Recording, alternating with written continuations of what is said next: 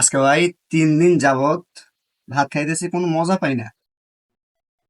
গোস্ত, মাছ, বহুত তরকারি, কিন্তু ভাই ভাল লাগে না। শাক শুকি বেশি ভাল লাগে আমার কাছে। এই লাউ শাক, কচু শাক, পুঁই শাক, নানান ধরনের শাক। আসলে ভাই গ্রাম অঞ্চলে বলছেন, আসলে শাক জিনিসই বেশি ভালো লাগে।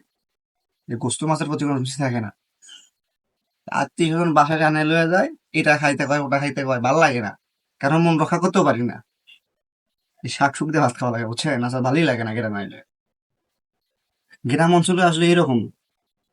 গ্রামে আসলে এই যে মুরগি গোস্ত মুখে মানে অরুচি হয়ে যায়।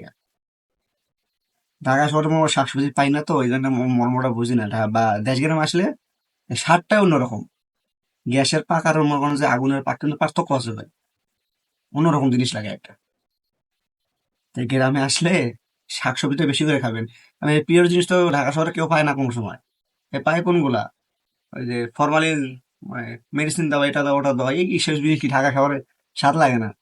গ্রামে আসলে এগুলো পাওয়া যায়, খুব স্বাদ লাগে, বুঝছেন? গ্রামে আসলে এসব জিনিস বেশি বেশি খাবেন। তাহলে মনে করেন যে খাইতে যেরকম স্বাদ, এটা অন্যরকম ভাব আসে একটা শরীরের ভিতরে। যে কি খাইতেছি? ঢাকা শহরে মুরগি গোস্ত দিয়ে ভাত খাবেন, গ্রামে শাক দিয়ে ভাত খাবেন, এরকম স্বাদ।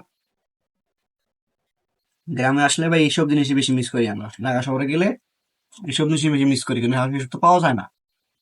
গ্রামে অভাব না, ঢাকা শহরে পাওয়া যায় না।